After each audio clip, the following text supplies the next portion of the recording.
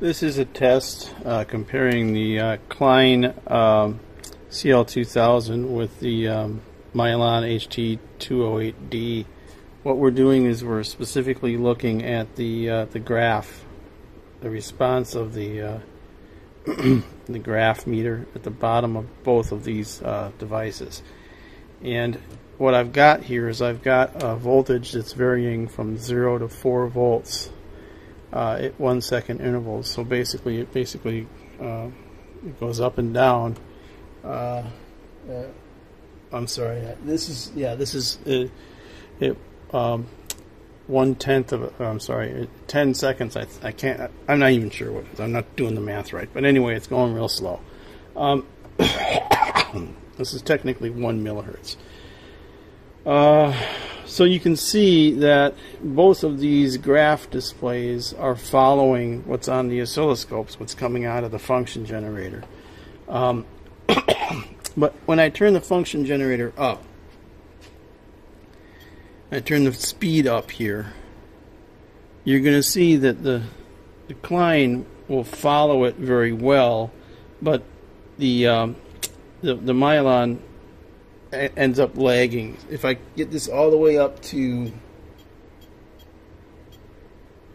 1 per second, so basically it's going up and down once a second.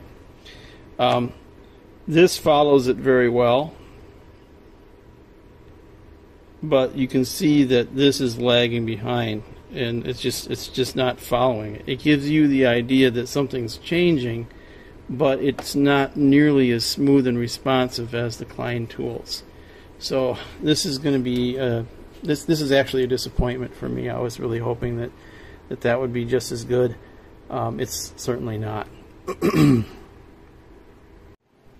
So for this test, I have a power supply here running about 15 volts here, and I'm pulling 5 amps off of this power supply with a programmable DC load, and we're going to try the okay. So one thing that a lot of people might not know is that you're always going to get your most accurate reading when you have this here. There's an arrow on here. There's usually a mark on these things. Basically, you want to put that mark toward, so this will be the wire that I'm using toward where the negative is going.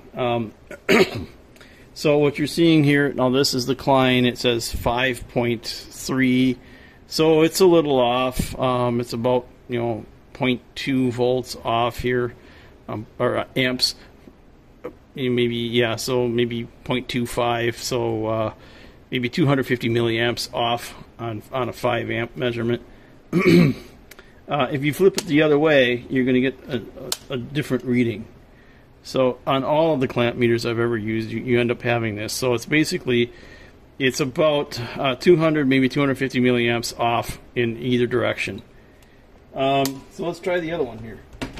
This is the MAYILON that we're reviewing. So if we grab one of these wires and we put it on here the right way, let's see what she says here. So that's 4.1. This is almost 1 amp off.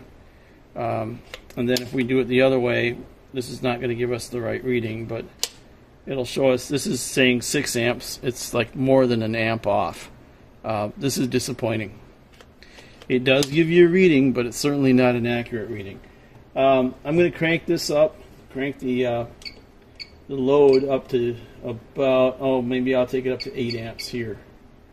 Let's do 9 amps. There it is. The load is definitely not calibrated. So there we are. That's as close to 9 amps as I can program this thing. And let's see where we are with our